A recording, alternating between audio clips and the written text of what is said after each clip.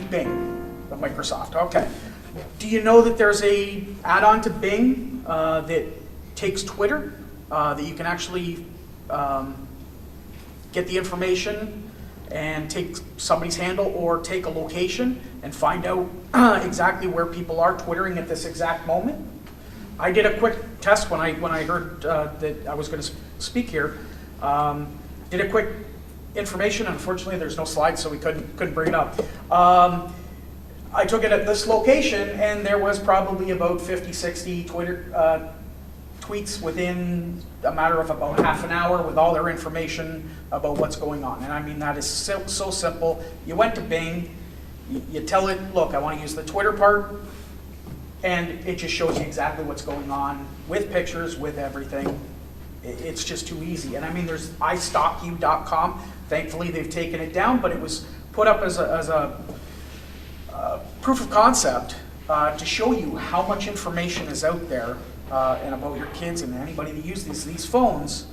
You know, it's astonishing. And I think everyone's got to learn as a parent to use the parental devices and the parental controls that are put into these phones. Disable GPSs, disable stuff on Facebook, disable this. Make sure the camera doesn't add the GPS. Maybe they don't need to use camera. Maybe they only need to use it as a phone. Use the parental controls that are built in, and you know, make sure that the kids understand it. Yes, they're going to complain, but let's face it, they're kids. They're always going to complain. Take the steps that need to be taken to protect the information that's out there. And you're right. You brought up Facebook. Checking yourself or Google yourself. There was I think it's going to the EFF in the United States about the employers that were looking to require you to give over their Facebook information, your login and password to get into your Facebook, so they can see the stuff that you don't do. That's getting there. That's whether that's ethical or not. It's getting there, and it's going to be in their future. There is no privacy anymore, unfortunately. I wonder if I just want to put one thing to the three of you, and then we'll open it up for questions. I think what I'm hearing is that you don't want to say to the child, absolutely not, we will never have this, right? Are we agreed on that, that's not a good policy? Because they will go to Tim's house or Angela's house, right? Can you just talk about that? I think if you say no, kids will find a way around that. I'll give you an example. Some of the kids here, they have their clean account, and then they have their name spelled differently, and that's the not so clean account. So they just develop different aliases. They'll find ways around it. I think educating them is the best thing to do. And for example, phones, don't allow them to have data on there. And then you're solving a lot of problems to start. And then having computers in areas where, parents can see what's going on. I know some parents require the students to have them as a friend, so therefore they can see what's going on. It doesn't allow them to see the private conversations that are going on, but at least they have some idea of how their child is portraying themselves to others. I mean, I can go on about how this is affecting children's ability to sleep. The anxiety levels and depression levels of kids keep rising. And I keep coming back to the correlation with social media, because they are not yet capable to handle the repercussions of some of the things that are coming out of that. They're too young, and they can't look down the road. We see consequences. They're not quite there yet. I think we just have to manage, not control, manage and educate. Lauren? Totally. I think I agree with Angela so much. I think we need to be purposeful in what we give them to do. You know, you don't just give the phone and say find out about it. If there are specific purposes, we design what we can. We work through the settings the way that we can. If it's going to be used as an educational tool, really work up that side of things. and sell it for the positive and watch to see that it's not being used for the negative. Well, could you give some advice to parents if they come to you and they say, my kid uses his or her phone to do these things? Can you give any broad advice? Well, I will ask them to bring the phone in so that we can go through the settings together. Because sometimes it's, you know, I'm not an expert, but two heads are better than one in accessing some of this. And a lot of times, you know, it might seem a little ridiculous that a parent of a 9-year-old doesn't want to infringe on the child's privacy. You know, a little bit of extra backbone will help. And so you work alongside the parents, you work alongside the community, the school community, to let people know how to stay safe. Any broad questions? Go We ahead. moved our family computer into the center of the house when the eldest found sex sites as a 13-year-old. So it's not just the bullying stuff too. It's that. Okay, this is an incredibly naive question, but doesn't Facebook have like a duty or to not allow pornography on its site? Most of the pornography is phone-to-phone messages. And you've all seen it, I don't like the suggestive pictures. That's allowed. Those that the girls are taking all the time. I think girls don't realize what a statement that kind of photo can make as well. So, but no, they don't allow pornography. That's more phone-to-phone type thing. What do you Unless think? you- They do allow it. I mean, Yeah, well- essentially. Well, I mean, this video that you were telling about the girl at the They have party. to catch it. It has to be reported first. Yeah, somebody has to. Yeah, that's, that, Yeah. But shouldn't there be some, I mean, I don't know, like I said, it's a naive question, but isn't that Facebook's responsibility not to allow that on? And shouldn't they be supervising? that was part of the SOPA. Did everybody hear about the SOPA Yeah. thing? That was to do, well, it was spearheaded for intellectual property, but it was also for that type of stuff, which made, let's say, are they responsible? Yes and no. You can post something on Facebook and post it to another video, whether it be YouTube or whatnot, that may not have the high standards, and just have a link and say, hey, here's a video of such and such. What is Facebook going to do? They can't scrub everything, and that was the whole point of the SOPA, or why everyone was against SOPA, is to make people responsible for doing every little thing that anybody posts every time. I don't know whether that's completely ethical or not, but that's the courts to decide, but. There was a case, was it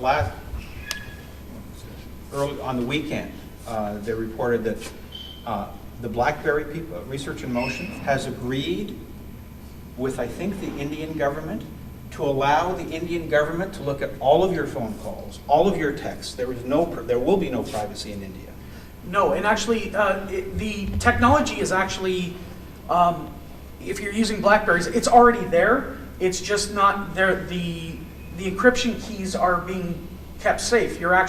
What's happening is you're not going direct to your email. When you have an email on your BlackBerry, it's actually going through a third party that's owned by BlackBerry. That's going through, and before you get to the emails. That's why iPhones, Android go direct, but BlackBerries actually go through it's a BlackBerry server. Yes, it's encrypted. Yes, they don't know what's going through, but you're right. That's exactly what's happening in India. India demanded to have those keys given to them. Yes, sorry. Sorry, I have two questions, and one is for Angela and Lauren, and the other one for you. But so I'll ask Angela and Lauren first.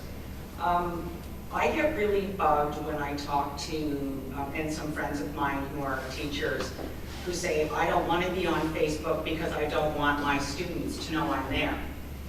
And I say to them, then don't friend your students. And to me, I would think that it's really contingent on a teacher in this day and age, obviously at all levels, even elementary, to be involved on social media sites at a personal level, at least, so they know what's going on.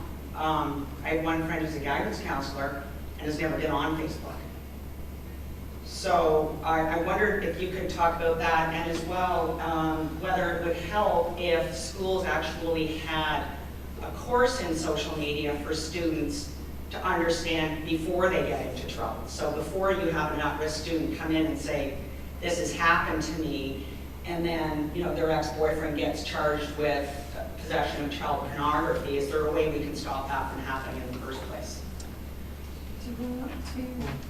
I think the course needs to be in ethics generally, and maybe ethics and communication, with how we treat other people, whether it's in person or whether it's, whether it's in social media. I like playing Scrabble with my friends through Facebook. I think without that, the draw would be very, very limited to me, as much as the fact that I still am connected with all of my friends. And everybody loves seeing pictures of my 2-year-old. All of my friends enjoy seeing the development of my 2-year-old because she's, that's fun for them. People, will friendly say to each other, we're stalking. I'm not sure a guidance counselor needs to be on Facebook, but certainly a guidance counselor has to be in touch. And I don't have an answer off the top of my head as to how I would recommend them be in touch, unless there were some connection to electronic media right now and social media. Oh. No. Well, no, I thought you. I just wanted to say we have different, the board has different Facebook accounts. I know I'm part of a re-engagement initiative for students who have left school. We have Facebook accounts, so they can contact us that way. My personal account is so private, people can't find me. And that's just because I went to school in the States. I still want to keep in contact with my friends, but I have to find them. So they can't find me on there, and that's, I would never think, for me personally, of adding a student, because I don't know how, they'll find some way to use it against you. That's my fear. That's my private life. That's mine. On the other side of things, we did, for example, put up a cyberbullying tip sheet on our website. So kids could click on it, they'd fill out a form if they were being bullied, any type of bullying, it doesn't matter if it was cyberbullying or not. The problem with that was it was being so abused by the kids, they'd type in all kinds of junk in there that the kids, we had to take it down because it was every day, 6, 7, bogus responses to, and then maybe 1 or 2 actual things that we could follow up on. The kids are really good here about coming to us and letting us know when there's a problem. And there is a pro to Facebook in that if somebody has been bullied, I say, okay, let's bring up your account, I print it off, show it to our liaison officer. That's evidence right there. We can use it and suspension follows. And if it has to go higher, it goes higher. What's going on with something else there? I don't want to be overly dramatic, but we have seen too many cases where the child was bullied, whether on school or off school property. That kid turns into a 26-year-old with an Uzi machine gun and walks into a school. And we're going to condemn that person, but if you go back, it started in the bullying. I don't think this is an easy thing at all. I think when you guys, pardon, speak frankly, but we have a concept that is this friends thing is, maybe we have to go back to real common sense. What exactly is a friend? And I mean, 100 friends, 500 friends. Like, to me, that whole concept, maybe just maybe education. You know what, Billy or Bobby, this is what a real friend is. These are acquaintances. And maybe just basic education so they stop, just blathering on and letting everyone know exactly what they're doing. But I mean, I keep hearing this friends. How can you have 500 friends or 1,000 friends and share all that kind of information? Not possible. That's my thinking. Just a quick question. If you, in the elementary school system and the high school system, is there any kind of collective policy from the boards as far as cell phones and that kind of stuff? Like you mentioned, the kids have cell phones, they're coming to class with them. Why does a kid need a cell phone in class? Well, the board policy allows each school to develop with their school council a code of conduct, Okay. and cell phones are part of the code of conduct. And for us, and as in most elementary schools I know, if a cell phone comes to school, and parents will come and argue with us, I'm giving my child a cell phone so that they can be safe, and if anything happens to them when they're five blocks down the street, they can call me. And you have no right to say that they can't have a cell phone. That's right. I can't say that they can't have a cell phone, but I can tell them that it's going to be off, it's going to be in their backpack when they're in class, unless there's a valid educational use that their teacher has approved for them to use in that classroom. And then it goes right back in the backpack. We are a very permissive society. We want to give things to our kids. Not to put you on the spot, but as a principal, do you find that majority of the policies through the elementary schools are cohesive? Like, are they consistent? Is there, like, most schools keeping them in the backpacks? Do most schools that have them not come into the classroom? Like, what's the overall policy? They're not far, they're within a good vicinity of each other. Okay. And certainly the province came out probably about 8 years ago with you must create a board code of conduct. You can get that on the school board's website at dsbn.org. Then there's a school level code of conduct which gets into the specifics of things.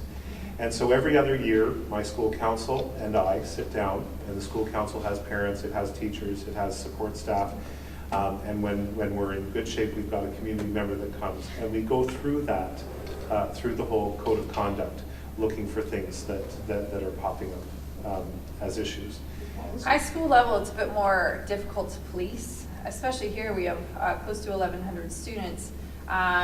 They are allowed to have their cell phones with them. They shouldn't be using them in class, but it's something we still struggle with. If it becomes an issue, then that student has to bring that cell phone to the principal or the VP for the day. And they're really smart. The first thing they do is they'll bring that cell phone and they'll pop the battery out, so that you can't access the phone. But the interesting part is the people who are calling the kids during class are the parents. So it happens.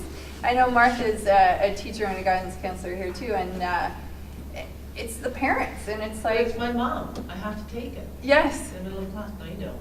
So our consequence if you're caught with your cell phone, the first time you'll get the cell phone gets sent to me or the VP, and you'll get a nice talking to and a confirmation that gets documented. Second time it happens, it stays with me until the parent picks it up.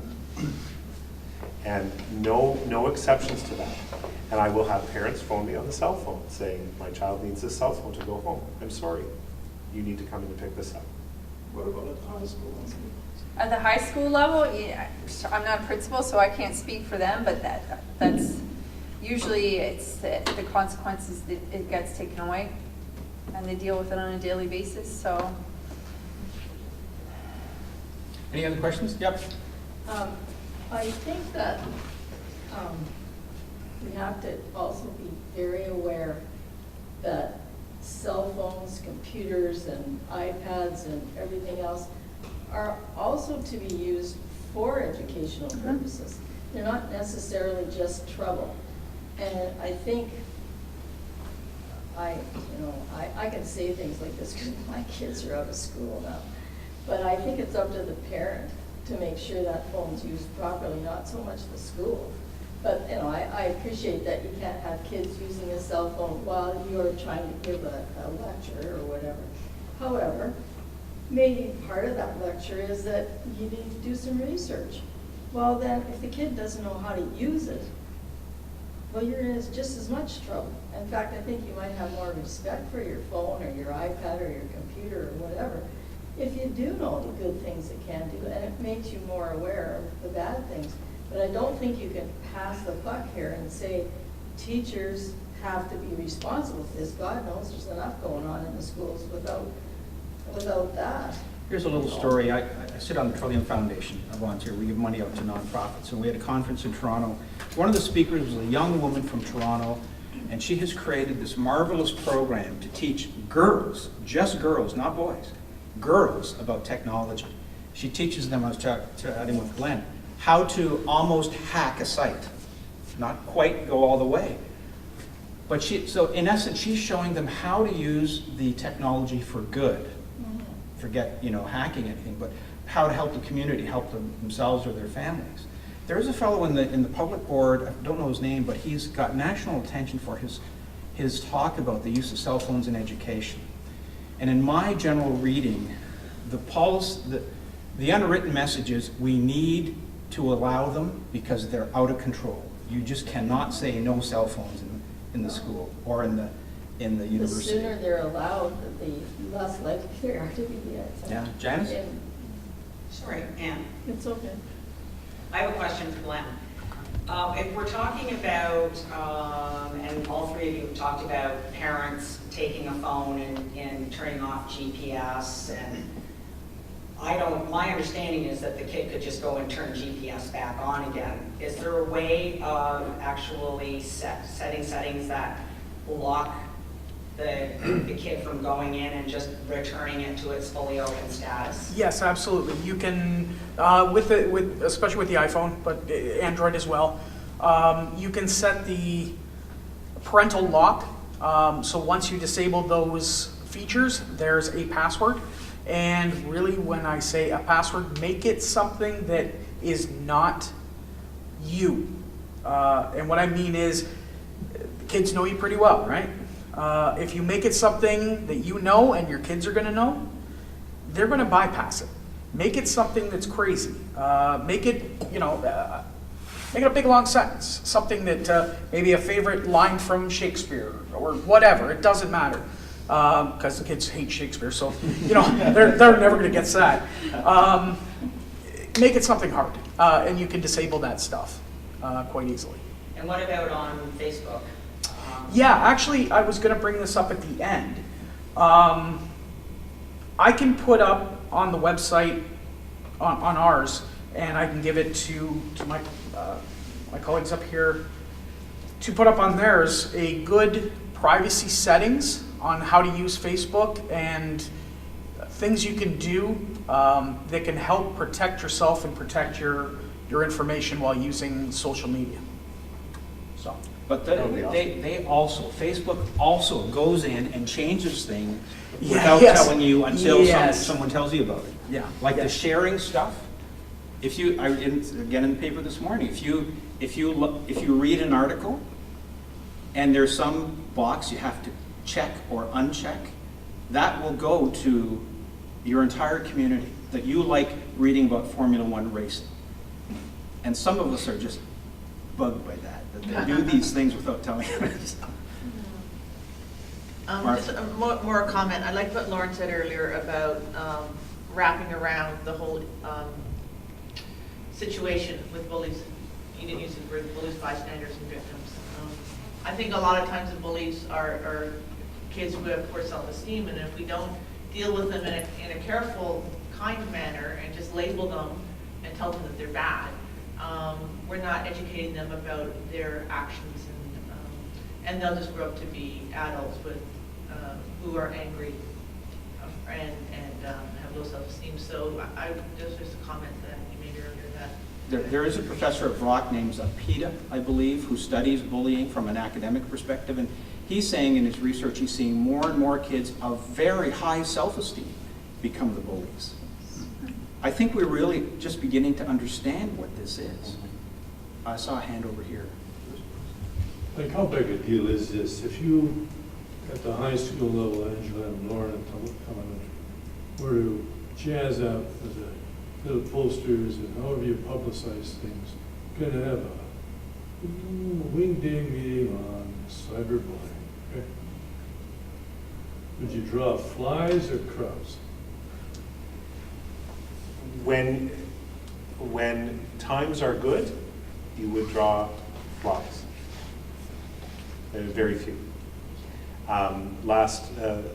Three of the larger size elementary schools, Jacob Beam, Senator Gibson, and Vineland last year co-hosted a meeting, co-hosted a parent night, where 7 parents showed up, and we probably combined over 1,000 students between the schools. But when your child is under threat, then all of a sudden it's 5 alarm. And so, and it's very hard to reason with people when there's that level of crisis going on. So it's constant sending out of information. I'm going to love sending the bit about Facebook privacy settings out to my parents, because the time to get them is when it's not a 5-alarm fire, and you sit and here are the Facebook settings, some recommendations. That would be great. And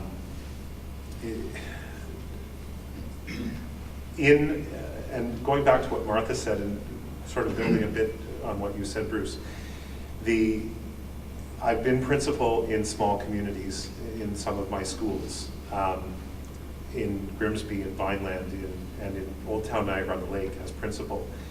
And in small community settings, the labeling and the 5-alarm crises mode that you can go into can do an awful lot of damage to people's reputations, to their self-esteem, to the relationships that they can have with people in the future. Possible friendships, broken off because of small community talk and banter. And oftentimes these things will pop up on social media. I think Angela alluded to it. It happens so quickly. It can happen at a party on Friday night, and by Monday morning you're walking into the 5-alarm fire. And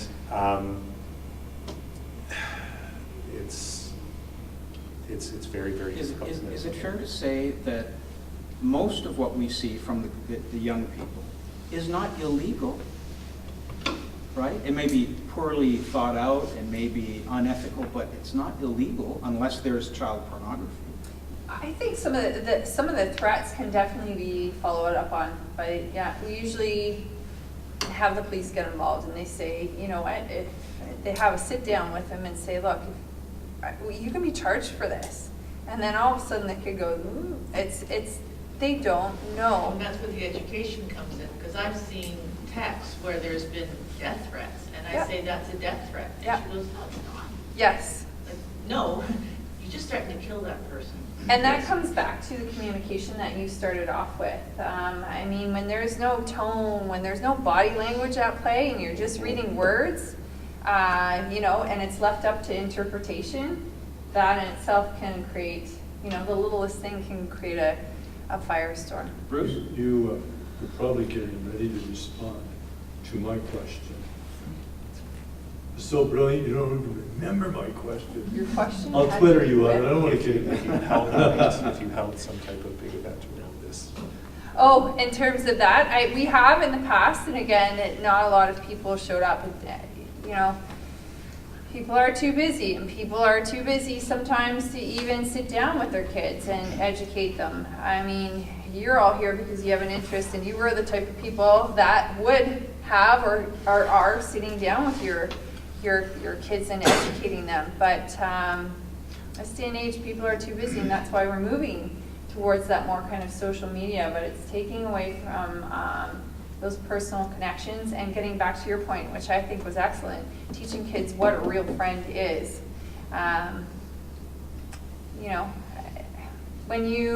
Even when we talk to some people in our daily conversations, you get to know the person and you monitor what you can say and what you can't say.